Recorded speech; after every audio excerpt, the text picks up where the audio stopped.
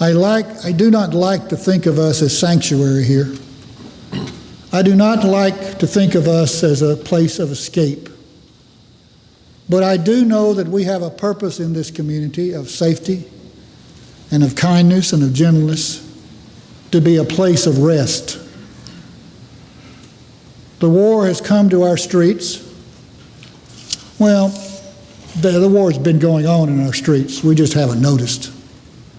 The latest spotlight is on Ferguson, Missouri. It's happened in most towns about every weekend. We've got so immune to it, or the media has been so derelict in showing us what we need to see rather than selling or keeping us tantalized with other distractions. The cultural divide in our country, the economic disparity, the new barbarism on both sides, whatever that means, what sides are, the violence that's breathed into our culture right now that is finding its way to seep out is ugly and mean.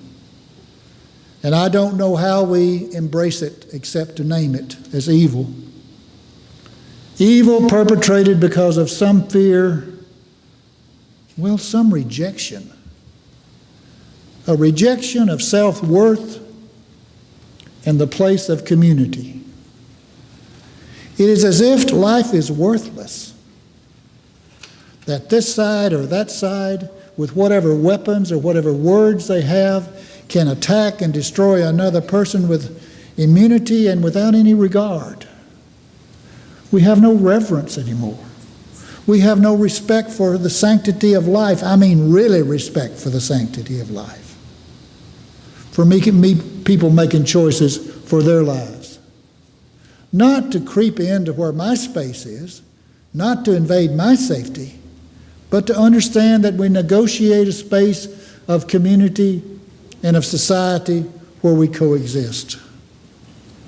Now, there'll be a lot of pontificating, and there's been a lot of hand-wringing and a lot of words about all the wrongs of Ferguson.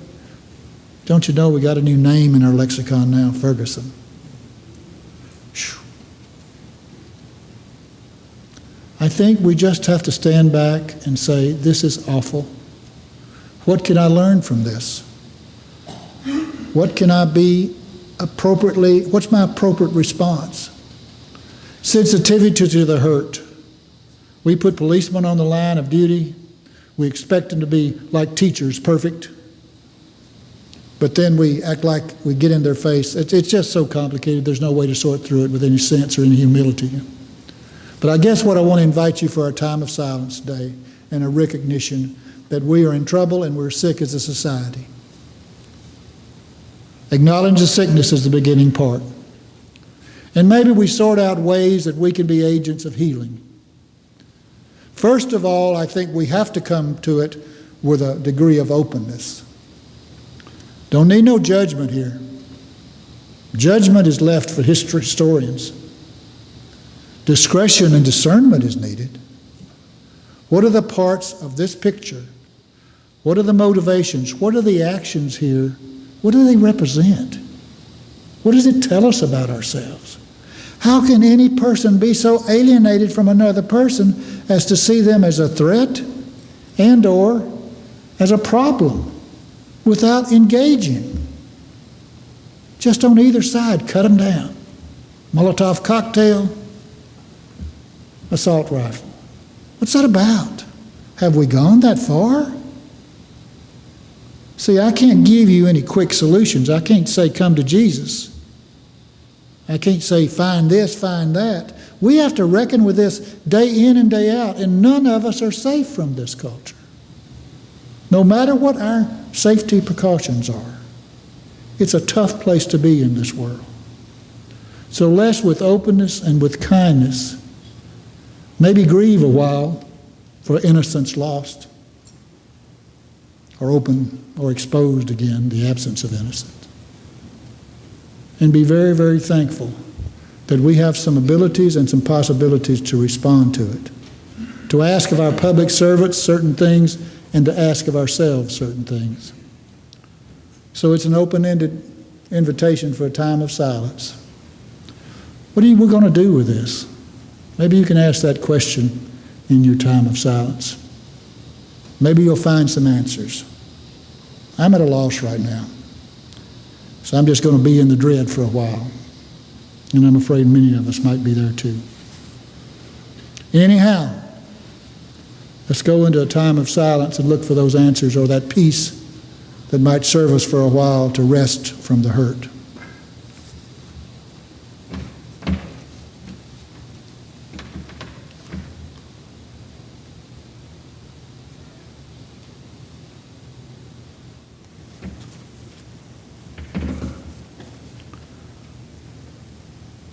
Great mystery beyond our true knowing, but as close as the breath in our chest.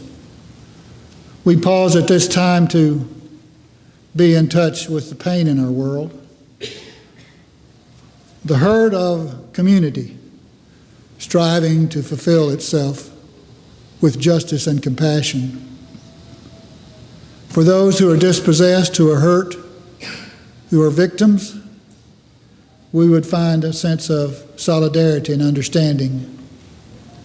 For those who are charged with the responsibility to uphold some sense of order and some sense of civility, we would find ways to be creatively encouraging to them. Let us not hide in the safety of judgment and ridicule, but be about acts of humble compassion, to walk gently in the world around us, and be agents as best we can of love lived, of risk taken, of understanding differences. Let us find some nobility of purpose in our lives through acknowledging that we need to relate kindly, creatively, and affirmingly with all creation. May it be our will, may it be our way. Amen.